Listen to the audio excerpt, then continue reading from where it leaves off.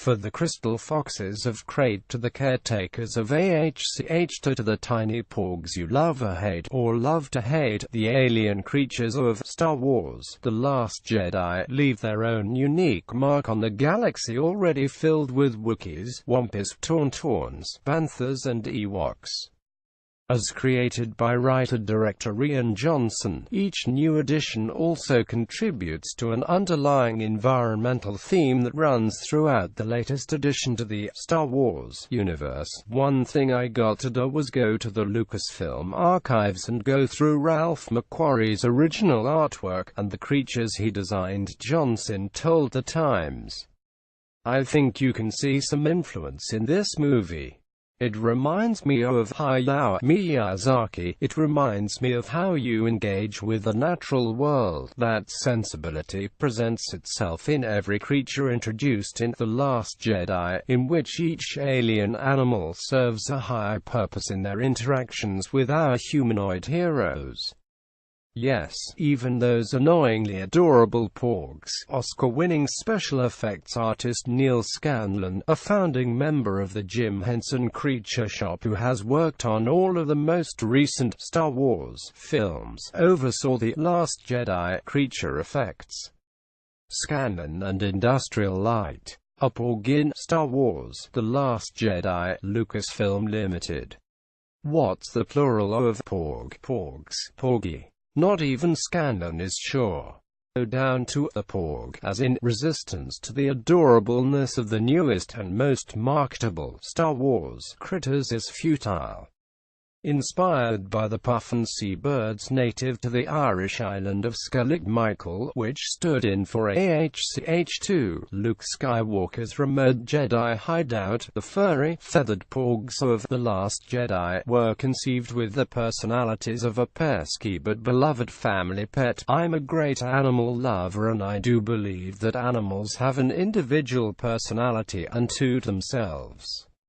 And the personality is in a sense brought out by the owner, said Scanlon, whose team created practical, lifelike puppet porgs that were then animated by a team of VFX artists to give their animatronic bodies flight and movement. Dogs can be naughty when they want to be, they can be cheeky, they can be crafty, loud, quiet, whatever. We thought of porgs in those terms. Wouldn't it be wonderful to have one or some of them in your house? Like Chewie, there would be times when you'd want to pull your hair out. They're everywhere, but they're never something that you dislike. Inquisitive, annoying, lovable, crafty little critters who just want to be with you. A father in Star Wars: The Last Jedi, Jonathan Ollie, Lucasfilm. The majestic father beasts kept as racing animals on Canto Bight apart: horse, dog and cat, towering creatures with big, kind eyes that Rose and Finn encountered during the stop on the casino planet. Mistreated by the Canto Bight 1%ers and exploited for the speed for sport, the fathers are objects of fascination to Rose, who connects emotionally with one in a scene created with a unique blend of practical and visual effects. We felt that we should do that practically, said Scanlon, whose team created an animatronic father for actress Kelly Marie Tran to interact with. We wanted Rose to have something to touch, and to have something to relate to.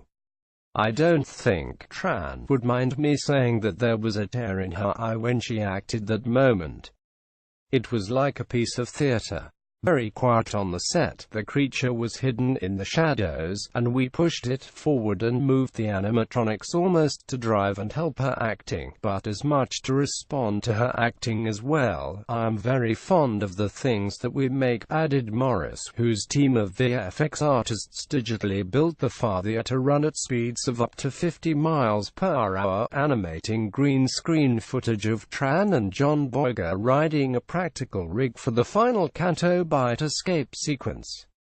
I think of the fathers as actors and not just visual effects. So much of what we try to do is character-driven, and it's the same for the father. It was very important for the scene when Rose meets them, just like it is when Chewie meets the poor little anxious Borg.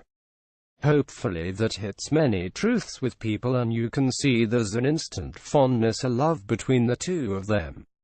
There's a lot of friendship and love in this movie. A Vulptex in Star Wars: The Last Jedi Industrial Light.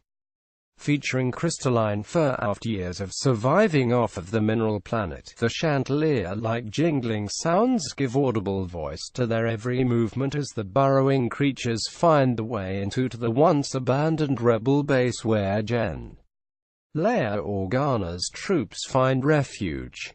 The caretakers in Star Wars: The Last Jedi Industrial Light. As described by Rian, we imagined there was no other DNA that would have reached this island other than the Porg and the caretakers, said Scanlan. Inspired by the real-life monks who once inhabited Scarlet Michael, the caretakers were designed as if they evolved out of the neighboring ocean or reached the remote locale by flight. They're part of the DNA chain, Scanlan offered.